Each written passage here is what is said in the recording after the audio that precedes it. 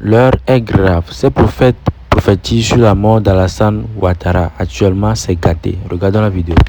Shalom bien-aimés, soyez bénis dans le nom de Jésus. J'aimerais transmettre un message de l'Éternel. C'est pratiquement un avertissement de la part de l'Éternel Dieu, Jésus-Christ de Nazareth. Alors que je suis en train de faire cette vidéo, on est au vendredi 13 mars 2026. Retenez très bien la date. Et ça concerne le peuple ivoirien. Et principalement le président de la Côte d'Ivoire. Ce pays qui est béni. Un peuple merveilleux. La matinée d'aujourd'hui, laissez-moi amener dans une vision. Et dans cette vision-là, mon esprit s'est retrouvé en Côte d'Ivoire. Dieu m'a amené en Côte d'Ivoire. Et je me suis retrouvé dans un endroit. En fait, l'endroit là, j'ai eu conscience de cet endroit. C'est un endroit qu'on appelle Cocody, quelque chose comme ça. J'avais conscience que ici, on est à Cocody, ce genre d'endroit.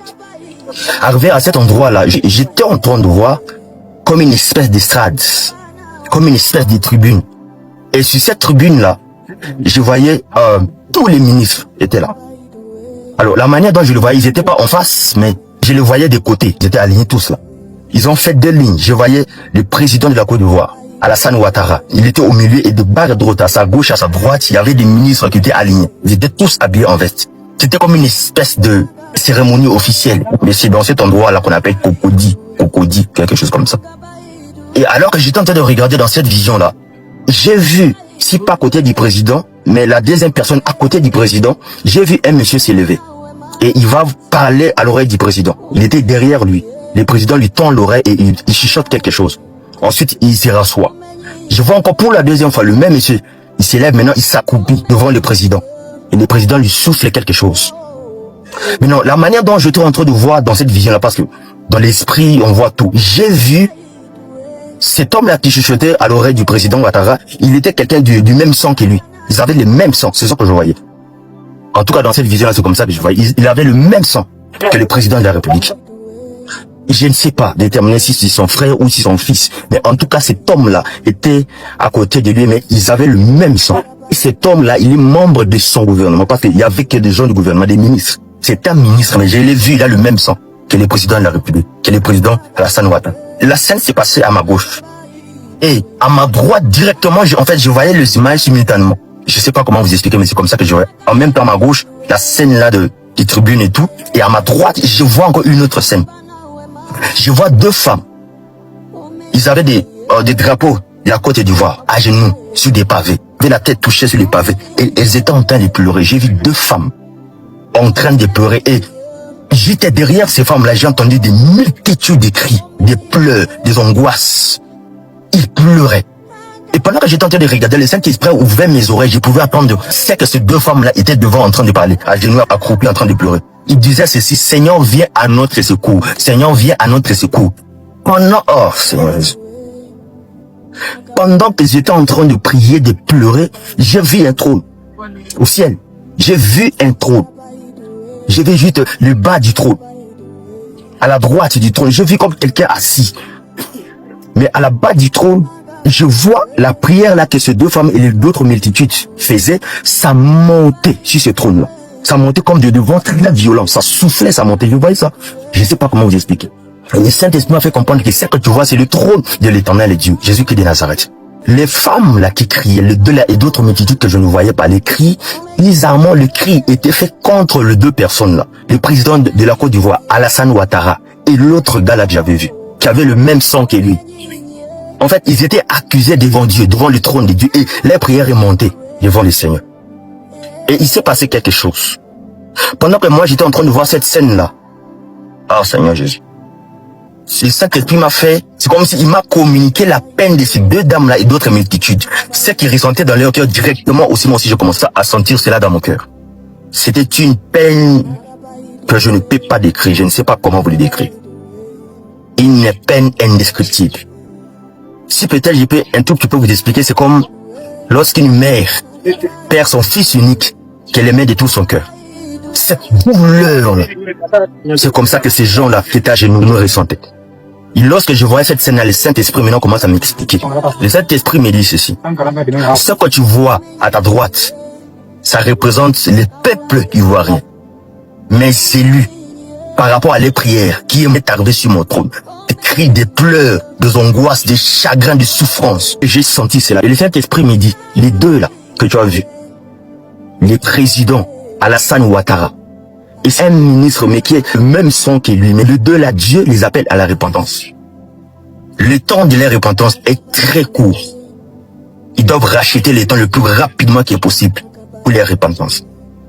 S'ils se répandent pas, les représailles de l'Éternel sera brutale, terrible sur leur vie. Les deux là, ils se répandent le plus vite que possible. Parce que les cris sont montés, sont arrivés au trône de l'Éternel. Dieu a entendu les cris de la souffrance d'un peuple qui se répandent le plus rapidement que possible. Et le temps est court. Et je vous annonce ces choses. Retenez ce que je suis en train de dire. Retenez ma parole. Dieu les appelle à la repentance. Sinon la représaille sera terrible. S'ils ne se répondent pas, ils vont pas aimer ce qui va les arriver. Ils vont perdre ces trônes. Je ne sais pas qu'est-ce qui se passe là-bas politiquement. Mais j'ai entendu les cris d'un peuple monter, arriver jusqu'au trône de Dieu contre le président Alassane Ouattara. Et quelqu'un qui est de son son. À ses côtés, c'est un ministre. Je ne sais pas qui c'est. Peut-être les Ivoiriens, vous connaissez qui c'est. Faites-moi le savoir. Quelqu'un qui correspond à cette description. Dieu appelle ces deux-là à la repentance. Parce que ce qu'ils font pleurer ce peuple-là. Et les cris est monté jusqu'au trône de l'Éternel. Car les représailles sera sans pitié pour eux. Sinon, ils vont fuir. Sinon, ils seront pris. Mais le temps de la repentance est très court et limité. Il y a un délai par rapport à ça. Ce qui m'a fait du mal, c'est ce que j'ai senti comme cri. Cette représaille-là de l'Éternel, cette répression, ça sera brutal. Que Dieu puisse leur faire grâce. Au président Alassane Dramane Ouattara, ainsi parle le Seigneur. Qui t'a établi empereur sur la Côte d'Ivoire? Qui t'a établi roi sur cette nation? Sache qu'elle a qu'un seul roi. Moi, Yeshua Al-Mashiach, le lion conquérant de la tribu de Juda, que tu as osé défier. Que tu as osé défier. Sache ceci. Sache ceci. Je t'ai donné un premier avertissement. Je t'ai donné un premier avertissement. Tu avais voulu annoncer ta candidature au stade Ebimpe. Et je t'ai donné un avertissement. Je me suis révélé à toi, à travers mon ange, l'ange du temps, tu l'as vu. Et c'est cet ange que tu as vu dans ce stade qui t'a fait vaciller, qui t'a fait trembler. Oui, tu l'as vu.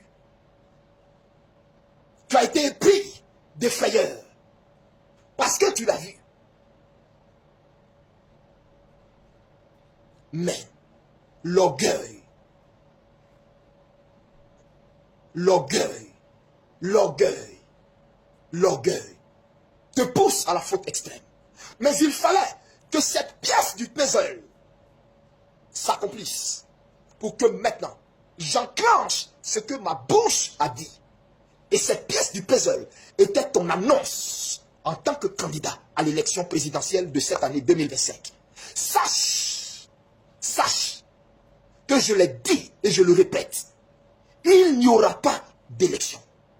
Toi, tu seras pris. Tu seras entre les mains de tes bourreaux. Toi le bourreau, tu seras entre les mains des bourreaux.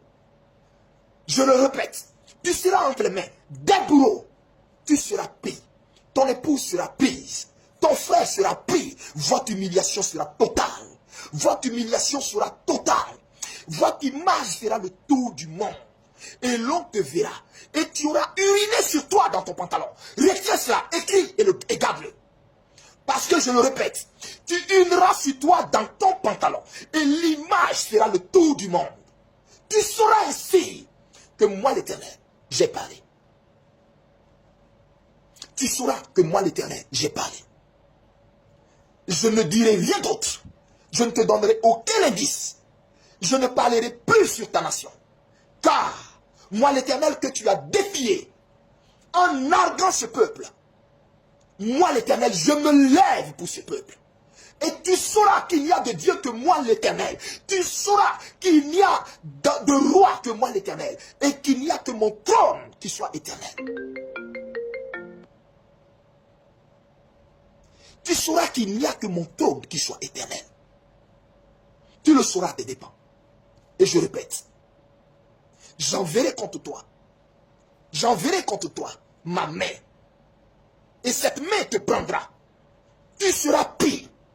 Ta femme, ton frère, vous serez pris, humiliés. Et toi, la frayeur, l'épouvante te saisira telle que tu urineras sur toi. Et l'on verra cette image partout. Et c'est cette image, cette dernière image qui restera de toi. C'est cette dernière image que l'on aura de toi.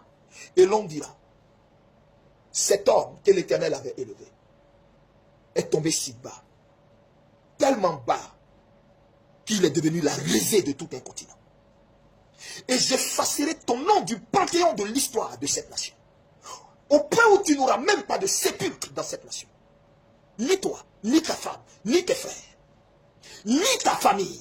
Vous n'aurez aucun sépulcre dans cette nation. C'est moi l'Éternel qui te fait connaître mes décrets. C'est moi l'Éternel qui te fait connaître mes arrêts. C'est moi l'Éternel qui te fait connaître mes décrets. C'est moi l'Éternel qui te fait connaître le sort que je te réserve.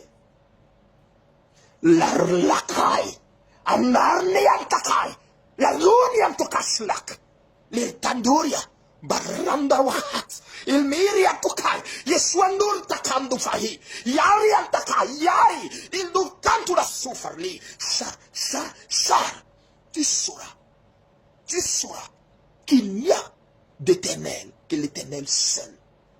Tu sauras qu'il n'y a que mon trône seul qui est éternel. Et tu sauras comment je traite les ennemis de mon peuple, les ennemis de mes enfants, les ennemis de ceux que je me suis choisi. Et je me suis choisi la Côte d'Ivoire. Ainsi t'a parlé le Seigneur. Ainsi t'a parlé le Seigneur. Retiens mes mots. Retiens mes mots. J'ai voulu que tu saches ce qui t'attend. Pour oser avoir défié l'Éternel des armées. Je t'ai donné le temps. Je t'ai donné le temps pour faire machine arrière. Je t'ai donné le temps pour bien compter tes jours. Je t'ai donné le temps pour bien compter tes jours. Je t'ai donné le temps pour bien compter tes jours. Pour bien compter tes jours. Sache que moi l'Éternel, j'ai acté ces paroles.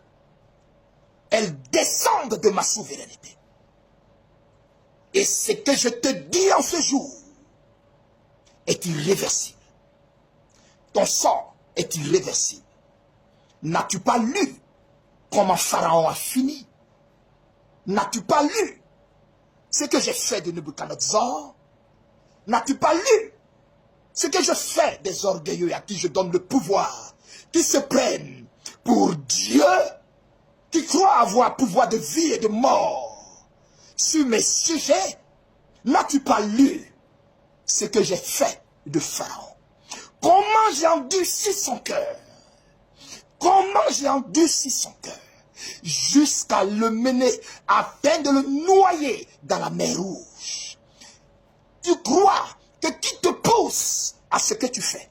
Tu crois que qui te pousse à ce que tu fais? Tu crois que qui te pousse? La arne hira, kanuriantafa, la rauda haneliendi bistakhan, la holintakai, yentukari biyantufa, alta grano estavi, litukandi yantukai, mandara farulo, ildoviantekando shari.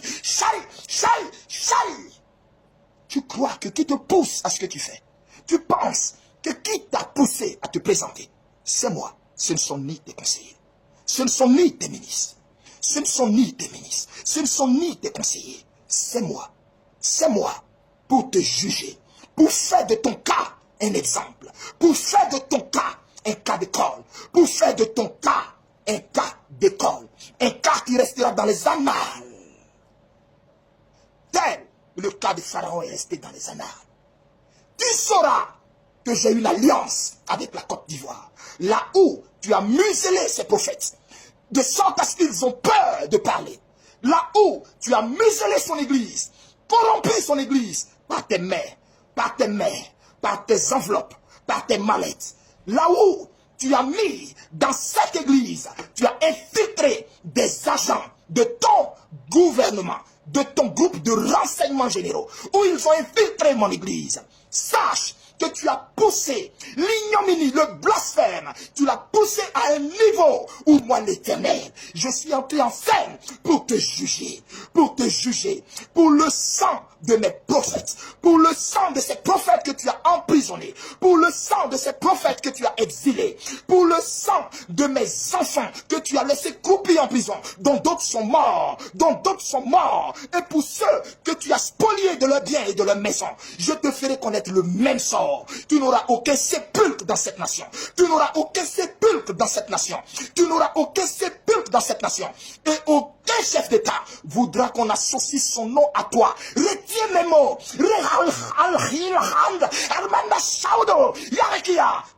Retiens mes mots. Retiens mes mots. Tu sauras que la Côte d'Ivoire a une alliance avec un Dieu, le Dieu d'Israël, le Dieu de Kakou Sévérin, mon serviteur, le Dieu de Kakou Sévérin, mon serviteur.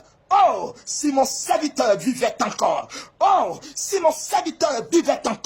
il serait sorti et t'aurait fait connaître la pensée de l'Éternel à ton endroit. Il t'aurait averti, il t'aurait empêché de faire la bêtise que tu es en train de faire pour mener cette nation vers le chaos. Mais sache qu'elle ne sombrera pas dans le chaos. C'est toi que j'humilierai. Tu sauras ainsi que j'ai une alliance avec ce pays. C'est toi que j'humilierai tes ministres. Eux tous seront pris, ils seront humiliés en caleçon, torse nu, assis en caleçon, menottés comme des chiens. Je les humilierai un par un, tous ces ministres, hommes comme femmes, tes conseillers, je les humilierai, mais une humiliation sans pareil, Et toi, tu urineras dans ton pantalon, publiquement devant tous. Retiens cela. Tu sauras que je me suis choisi un serviteur en Côte d'Ivoire par la bouche de laquelle je parle. Et ce que je dis ne manquera pas d'arriver. Retiens cela. Si Kakou vivait encore, église de Côte d'Ivoire, si mon serviteur vivait encore, il aurait parlé, il aurait fait connaître la pensée de l'Éternel. Il ne s'associerait pas à l'injustice. Mais quels sont ces serviteurs corrompus? Quels sont ces servantes corrompues? Amis de maman, amis des hommes de mort, amis des hommes dont les mains sont trempées de sang, mais ces fidèles que vous encadrez, ne savez-vous pas que ces mêmes gens ont détruit leur vie? Ne savez-vous pas que leurs maisons sont détruites? Ne savez-vous pas que le panier de ces personnes qui s'asseyent dans vos églises le dimanche sont vides? Et vous, soi-disant patriarches, soi-disant anciens, soi-disant aînés, soi-disant hommes de Dieu, soi-disant révérends, vous élevez des voix et priez pour l'affermissement de ce pouvoir. Mais quel Dieu priez-vous? Moi, j'ai fermé les oreilles à vos prières. Elles ne montent même pas devant moi. C'est de la comédie que vous faites, car vos prières ne montent même pas devant moi. Je me suis choisi une race de jeunes gens que je prépare, des amoureux du Saint-Esprit, des amoureux de la consécration, des amoureux des montagnes,